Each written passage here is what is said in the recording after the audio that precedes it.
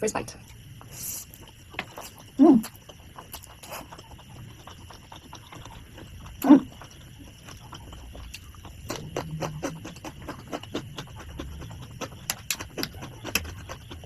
뭐 먹으자. 제일 나오잖아. 잘.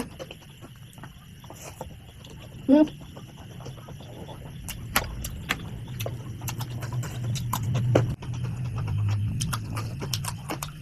음.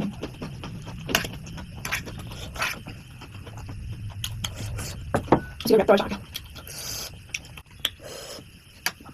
Korean guys. Guys chẳng kỹ hào gì kiểu gì. Anh hàng try đồng thì bảo còn sẽ ăn mình gì kiểu gì. Cô vừa try đồng vừa được chán ngồi. Hào lắm try. Lúc này.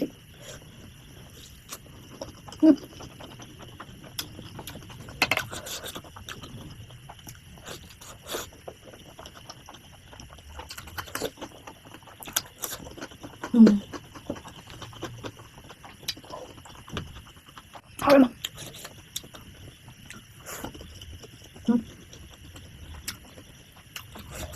Một cái tôm em hào.